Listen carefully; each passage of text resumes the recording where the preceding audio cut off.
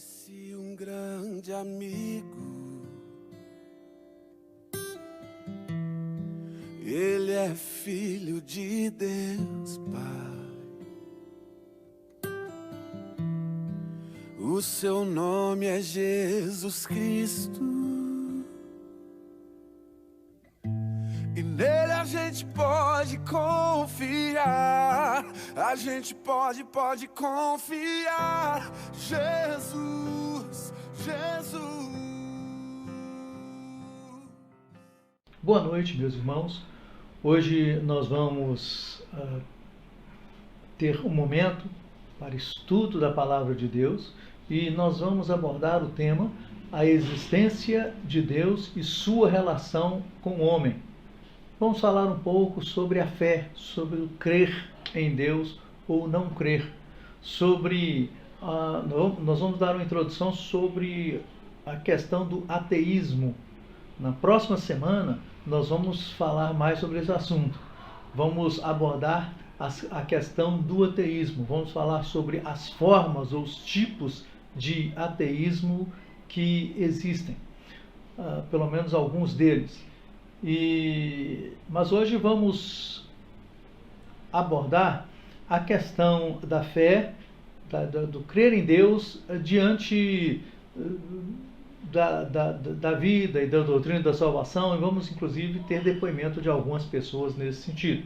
Vamos começar a ler o texto que está em Hebreus no capítulo 11, no versículo 6. Esse texto é um texto que trata da fé, de alguns exemplos de fé que foram extraídos do Antigo Testamento. E o texto diz o seguinte: de fato, sem fé é impossível agradar a Deus, porquanto é necessário que aquele que se aproxima de Deus creia que Ele existe e que se torna galardoador dos que o buscam. Esse texto de Hebreus é um texto que também traz, no mesmo capítulo, um outro conceito de fé, que fala que fé é a certeza das coisas que se esperam e a convicção de fatos que se não veem. Vamos iniciar, irmãos, trazendo aqui para vocês alguns pressupostos fundamentais acerca da fé, acerca da nossa relação com Deus, do nosso relacionamento com Deus, alguns pressupostos que são fundamentais, ou seja, são aquelas coisas, aquelas situações que vêm antes e que são fundamentais para a compreensão do tema. O primeiro é que a Bíblia é a palavra de Deus. Ela é verdadeira e ela é inerrante. Ou seja, a Bíblia é a palavra de Deus. Esse é um pressuposto fundamental. Não tem como trabalharmos com o assunto de fé, de crer em Deus, se nós ignoramos a Bíblia como palavra de Deus. Se a Bíblia não é a palavra de Deus, nós perdemos o nosso principal fundamento no sentido de materialidade. Então, portanto, a Bíblia ela é a palavra de Deus, portanto é verdadeira e ela é inerrante. Porque se eu começo a levantar questões nas Escrituras, afirmando que há erros nas Escrituras, ela perde a sua autoridade. E o objetivo da Bíblia como palavra de Deus, bem resumidamente falando, é revelar o homem a si mesmo. Porque as Escrituras é que diz quem nós somos, de onde viemos, para onde vamos, qual o nosso fim principal, nosso objetivo principal. A Bíblia também é quem nos revela a Deus, ou seja, ela é quem nos diz aquilo que é necessário e possível na condição atual a apreendermos acerca de quem é Deus. Então as Escrituras é quem nos fala sobre esse tema. Outros pressupostos fundamentais. O segundo pressuposto, A Bíblia é o único elo material que nos une a Deus. Ela é a palavra de Deus escrita, registrada. Ela é o único elo material, como matéria, que nós podemos ver, ler, analisar, que nos une a Deus. É as Escrituras. Fora das Escrituras não há outro oráculo, outro meio material onde nós podemos absorver a essência da relação divina. O terceiro pressuposto é que Deus existe. E a Bíblia, ela começa dizendo: no princípio criou Deus os céus e a terra. Ela, em momento algum, tenta provar a existência de Deus. Em momento algum, ela tenta trazer conceitos ou provas, ou montar argumentos acerca da existência de Deus. Ela simplesmente parte deste pressuposto. No princípio criou Deus. Se Deus criou, é porque ele existia. E se o princípio veio com ele, é porque ele já existia antes mesmo do princípio. E o quarto pressuposto fundamental que vamos abordar nesta oportunidade é que Deus não é provado. É muito comum observarmos provas acerca de Deus. E há algumas evidências interessantes. Nós podemos trazer evidências nas Escrituras, podemos trazer algumas evidências da existência de Deus na nossa própria criação, no nosso próprio ser, chamadas evidências ontológicas do homem. Podemos falar sobre evidências da existência de Deus no mundo criado, usando argumentos chamados de teleológicos, que dizem respeito à finalidade das coisas que foram criadas, em relação ao argumento cosmológico, que diz respeito ao cosmos, a forma como ele se organiza e etc. Mas esses argumentos, nenhum deles são de fato definitivo, pelo simples fato de que Deus não é provado, Deus é crido. Por isso que o texto que lemos fala que sem fé é impossível agradar a Deus, porque é necessário que aquele que se aproxima dele creia duas coisas. Primeiro, que ele existe, e segunda coisa, que ele interage conosco através dos galardões, ou seja, ele é galardoador daqueles que o buscam. Dentro destes pressupostos, nós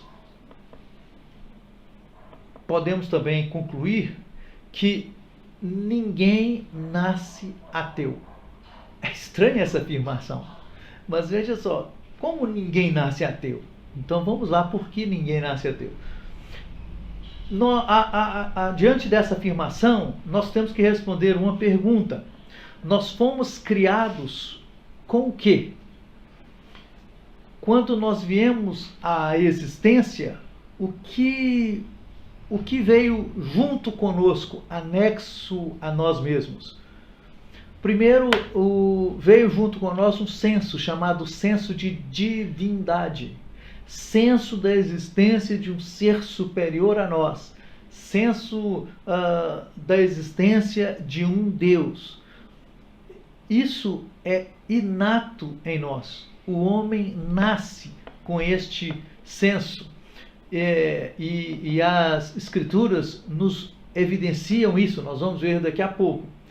E outra evidência em relação a que nos mostra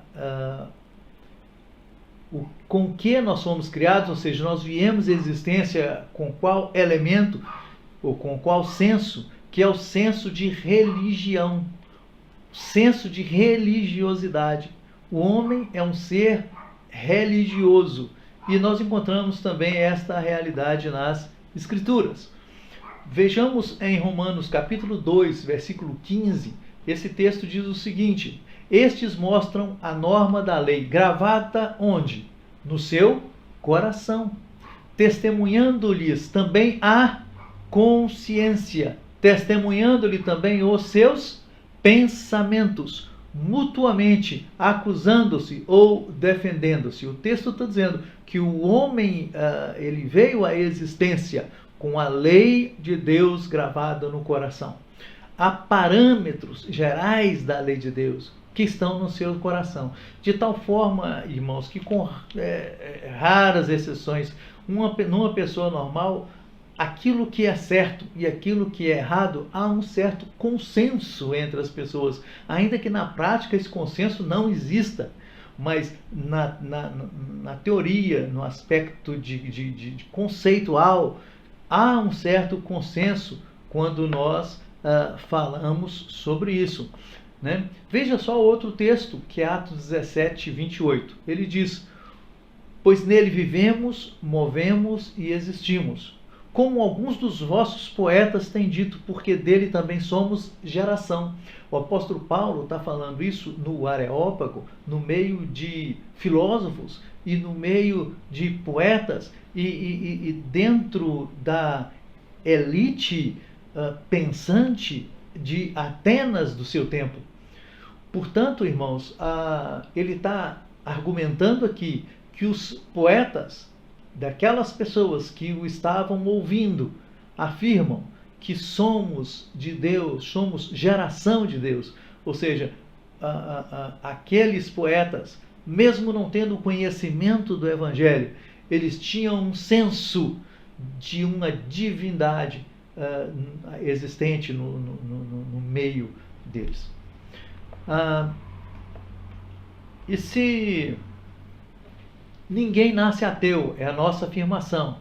Portanto, quando nós falamos isso, nós estamos dizendo que nós nascemos com senso de religiosidade e um senso de divindade. Agora, irmãos, a questão é o que nós herdamos. O que foi que nós herdamos? Nós herdamos a culpa pelo pecado. Herdamos de quem? Herdamos de Adão. Quando Adão desobedeceu a Deus, nós assumimos algo que pertencia a ele, que era a culpa. Adão é chamado de nosso representante federal, ou seja, ele é quem nos representa, de tal forma que Adão, quando pecou, a culpa de Adão veio sobre nós. E culpa diz respeito à responsabilidade por algum ato praticado. E nós nascemos debaixo desta responsabilidade por um ato que foi praticado por Adão. O texto de Romanos 3,10 fala com muita clareza. Ele diz, como está escrito, citando o profeta Isaías: não há um justo, nenhum sequer. Se não tem justos, então só existem culpados. E se só existem culpados, significa que todos o somos. Ou seja, todos somos culpados. E essa culpa nós herdamos de Adão, de tal forma que você não é culpado apenas pelos pecados que você pratica, mas você é culpado pelos pecados que você pratica e pelos pecados de Adão. Quando os nossos filhos nascem, eles podem não ter culpa nenhuma dos pecados que eles praticam, porque eles, em função da própria consciência do pecado que eles não têm como praticar um pecado, mas eles já nascem com essa culpa do pecado de Adão.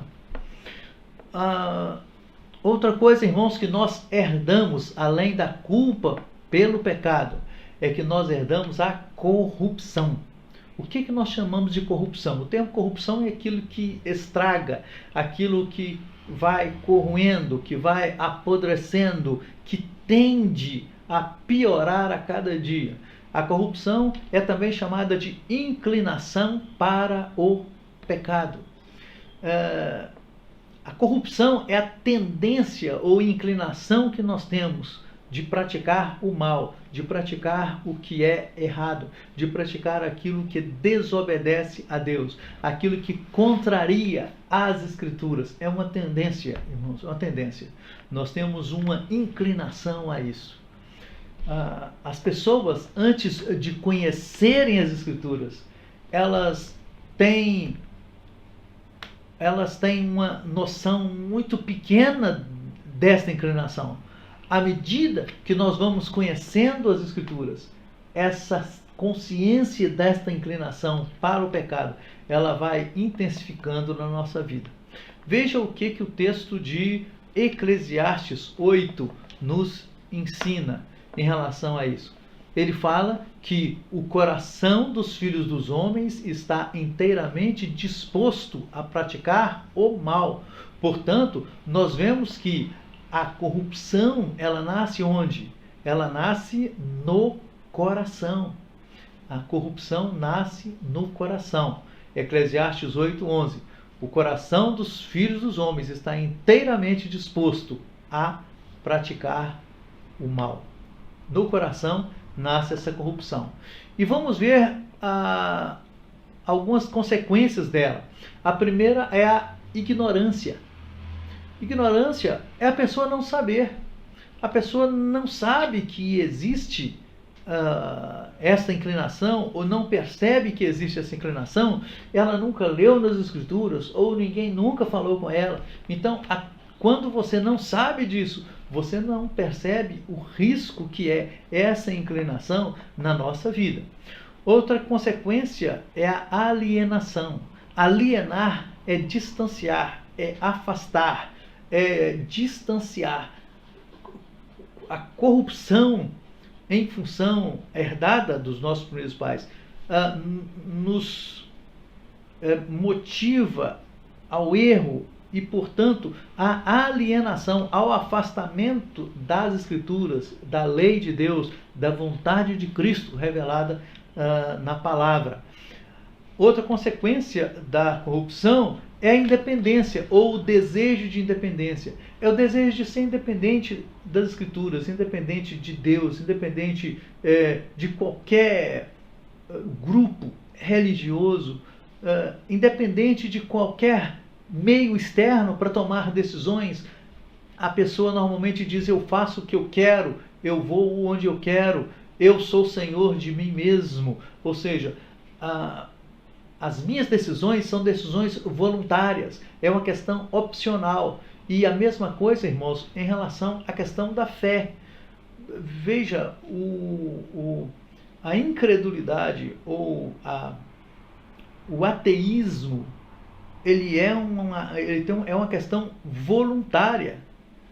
Nós nascemos com senso de divindade e nascemos com senso de religiosidade. Isso vem de Deus. Porém, o pecado, a existência do pecado na nossa vida, a culpa e a corrupção, ela abafa esse senso e faz com que nós, ao invés de abraçarmos esse senso e buscarmos mais conhecimento da vontade de Deus, nós nos afastemos cada dia mais da palavra, das Escrituras, da vontade de Deus para a nossa vida. Então, é uma tendência esse afastamento. E isso é uma opção. E é algo que nós fazemos à medida que nós vamos tendo consciência das coisas. Veja esse texto de Paulo aos Romanos, que ele afirma. Ele diz assim: porque eu sei que em mim, isto é, na minha carne, não habita bem nenhum, pois o querer o bem está em mim, porém não o efetuá-lo. Então, ele quer, mas ele não consegue colocar este querer dele na prática. Porque eu não faço o bem que prefiro, mas o mal que não quero, esse eu faço.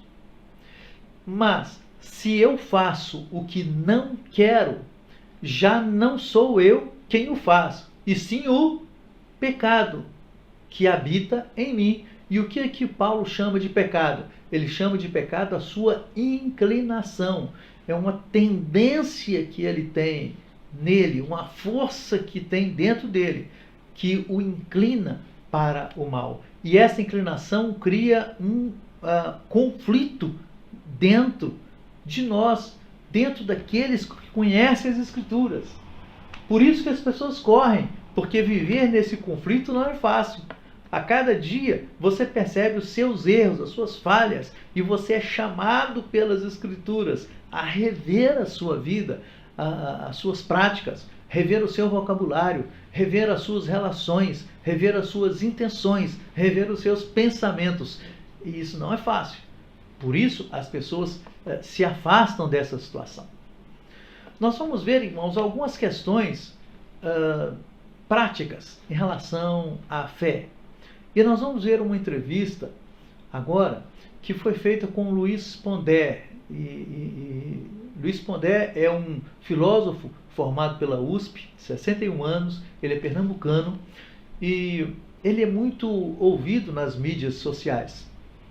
E ele fala um pouco aí sobre a situação dele diante de Deus. E vamos ver um pouco sobre este vídeo. Agora, eu não me tornei ateu por uma questão de raciocínio filosófico. Eu me tornei ateu por uma questão de observação empírica e pelo sentimento de que o mundo parece abandonado, a ideia de que exista um roteiro escrito por um Deus bom não parece verdade, e mais do que isso, tem um filósofo romeno que eu gosto muito, chamado Cioran, que costumava dizer que ele nasceu sem o órgão da fé. E então eu nunca tive fé no sentido de achar que se Deus não existe a vida não tem sentido, ou se achar que não existe uma vida após a morte a vida não tem sentido. Eu, na verdade, a minha experiência é um pouco mais estética no sentido filosófico, de que o sentido da minha vida sempre foi o gozo dela, o gozo das coisas que eu faço, o gosto pelas coisas que eu faço. Então, eu acho o ateísmo, na realidade, a questão filosófica mais fácil, mais evidente, e que o ônus da prova é de quem acredita que existe um ser tão sofisticado e bom a ponto de você conseguir justificar a condição do mundo miserável que a gente se encontra. Observou que interessante o depoimento de Luiz Felipe Pondé? Vamos ver algumas coisas, pontuar algumas coisas que ele afirma nesse vídeo. Ele fala, primeiramente, que da sua observação empírica, que ele tornou ateu não foi em função de algo que aconteceu com ele no sentido pessoal, mas foi algo que ele observou no mundo. O termo empírico vem de experiência. Então, a observação segundo a sua experiência do dia a dia. Ele começou a observar as coisas ao seu redor. Ele fala que o mundo pareceu para ele abandonado. E se Deus tem um plano para esse mundo, e se Deus é bom, e ele, quando ele olhou o mundo e viu as condições que o mundo está, o que o homem tem feito com as suas relações com o próximo, com o Estado e etc., quando ele viu isso, ele entendeu que não pode existir Deus. Aliás, esta é uma das linhas que vários ateus utilizam para afirmar a sua não crença em Deus. Ele fala também que nasceu sem o órgão da fé. É interessante essa afirmação dele, porque isso aí bate exatamente com o que as Escrituras falam. Sem fé é impossível agradar a Deus. Se ele não tem fé, não tem como. A fé é o que nos liga a Deus. Deus não tem que ser provado, Deus tem que ser crido, nós afirmamos. E se ele não crê e tenta trazer Deus racionalmente, dentro da sua racionalidade, é difícil ele conseguir isso mesmo. Ele fala também que sente gozo nas coisas que faz. É uma tendência, porque a fé é aquilo que eu não vejo, é aquilo que eu não sinto com os meus sentidos de visão, de tato, de olfato. Eu não sinto. A fé não é algo de sentimento. A fé é o que eu não vejo. Então, a pessoa que se valoriza muito essas coisas realmente tem uma certa dificuldade conceitual em relação à fé.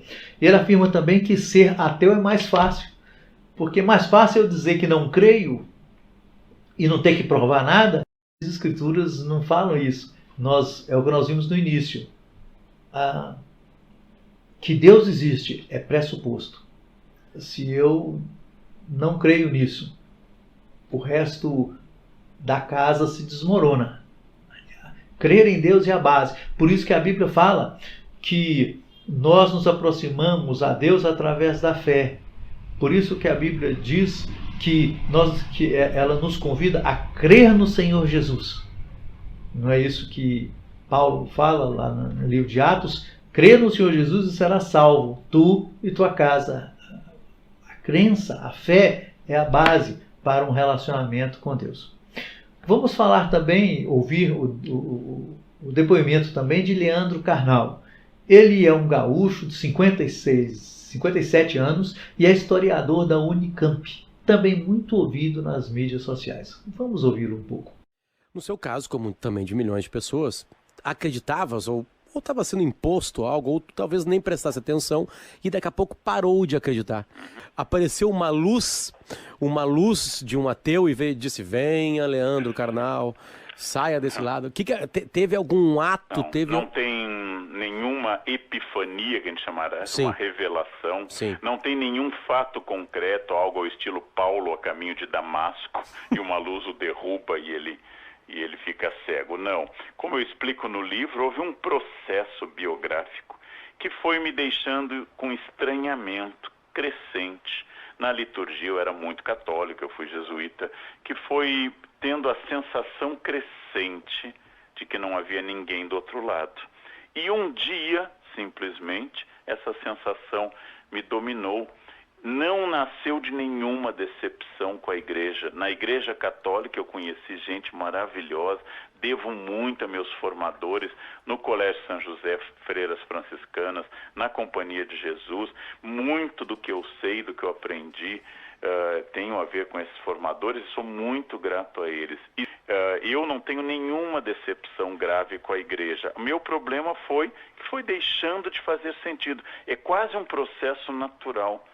É quase um processo natural que não tem nenhuma revolta, eu não tenho motivo para revolta alguma. Pelo contrário, não só fui muito feliz nos anos que fui católico, como até hoje, cada vez que entro numa igreja, sorrio porque reconheço as imagens, eu acho o ambiente bonito. Se está calor lá fora na igreja é mais fresco, se está frio é um abrigo.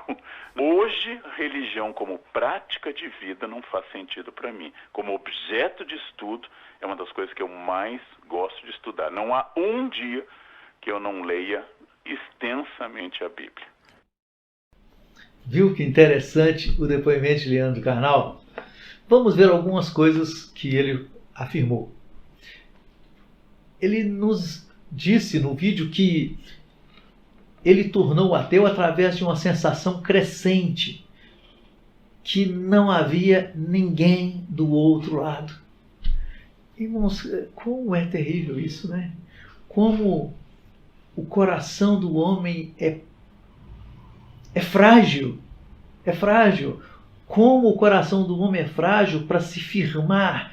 E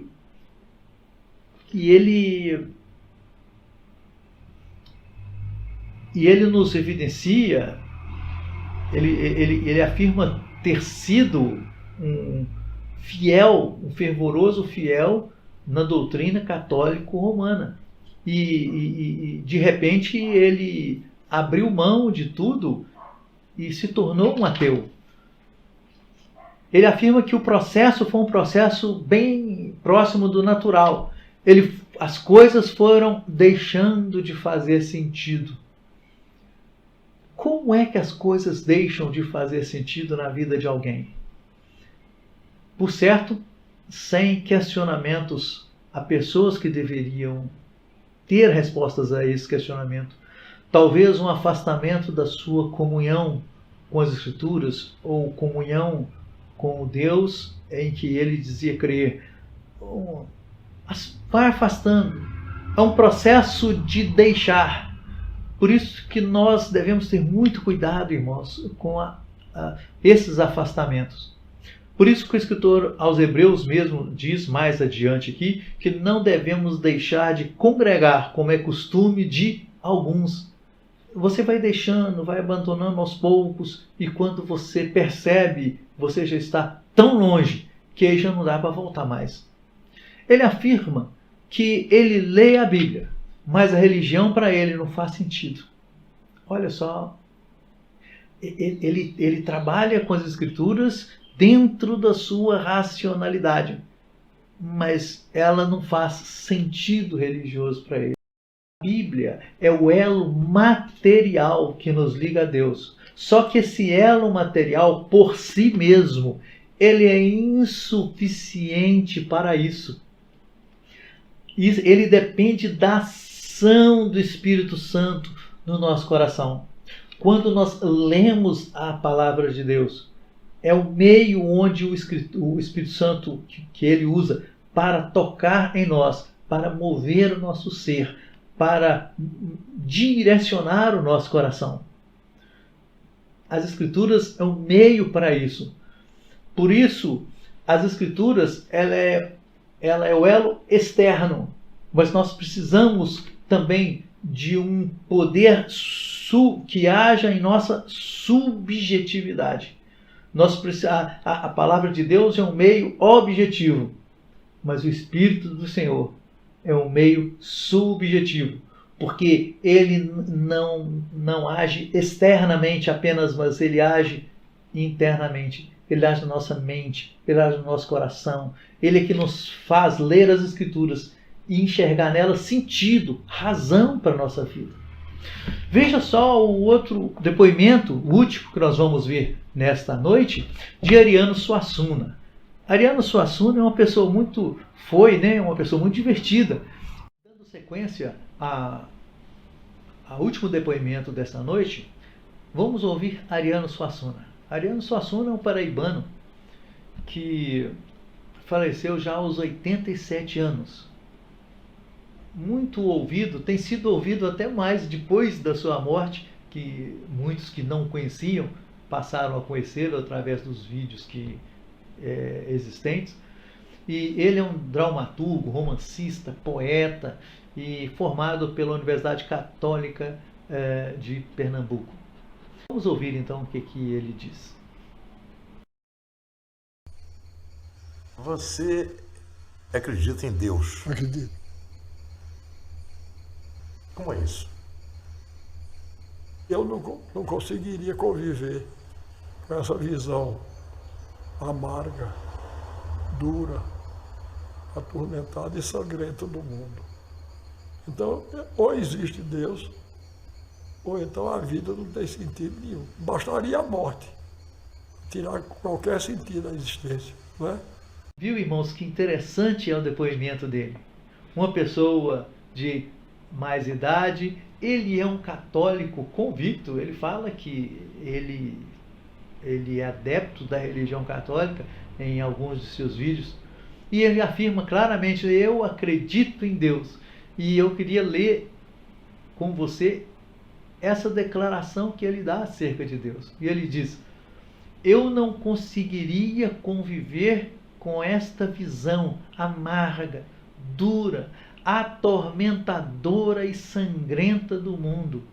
Então, ou existe Deus, ou a vida não tem sentido nenhum. Já pensou, irmãos? Com toda a sua simplicidade, e eu não sei o nível de conhecimento que ele detinha das Escrituras, mas essa afirmação mostra que ele tinha um senso de divindade no seu coração. Que Deus é quem fazia, para ele, é quem faz sentido as coisas que acontecem. E sem Deus não há sentido. Sem Deus não há razão. Portanto, irmãos, nós queremos aqui chamar a atenção para algumas coisas. Primeiro, para o perigo que corremos em não exercitar a nossa fé. Exercitar a fé através da palavra de Deus, através da oração, através da frequência aos trabalhos na igreja, quando eles estão regulares, através, irmãos, de uma visão da vida à luz das Escrituras, no sentido de enxergar a vida pela ótica que as Escrituras nos mostram. É completamente diferente. Quando nós vemos este mundo sem Deus, quando nós vemos este mundo fora da existência do cuidado, do favor, do plano divino, este mundo, esta vida passa a não ter sentido algum, porque Deus é quem dá sentido para a nossa vida. Deus é quem dá sentido para a nossa realidade. Ele que faz com que coisas incompreensíveis, que deixa tantas pessoas perplexas, Ele que traz descanso ao nosso coração, de que a nossa vida e a humanidade e este mundo não está entregue à sua própria sorte, não está entregue ao azar ou aos governantes, mas Deus é quem governa todas as coisas. E o melhor que fazemos é nos entregar ao seu governo. E essa entrega é feita através de quê? Através da fé. Porque sem fé é impossível agradar a Deus. Vamos orar nesse instante e vamos falar com Deus. Vamos fechar os nossos olhos. Pai Celeste, nós lemos a Tua palavra, abordamos acerca da fé, vimos exemplos de várias pessoas, algumas que não creem em Ti, outros que creem em Ti. E nós queremos te suplicar, Pai, que firme a nossa fé. Compreendemos que a fé, ela vem de Jesus, porque Ele é autor e consumador da fé. Nós suplicamos, Pai, que nos aperfeiçoe essa fé, para a glória do Seu nome, para o nosso crescimento em comunhão contigo. Abençoa, Pai, as pessoas que estão nos ouvindo, para que, caso estejam com a fé vacilante, possam estarem atentas a partir de hoje, a buscar os meios disponíveis para afirmar a sua fé em Ti, através da intensificação da leitura da Tua palavra e da busca da Tua direção e orientação através da oração. Nós oramos agradecidos em nome de Jesus. Amém. Que Deus, irmãos, nos abençoe e nos guarde nesta semana. Conheci um grande amigo, ele é filho de Deus, Pai. O seu nome é Jesus Cristo, e nele a gente pode confiar. A gente pode confiar. Jesus, Jesus. Nele a gente pode confiar. A gente pode confiar. Jesus, Jesus. Nele a gente pode confiar.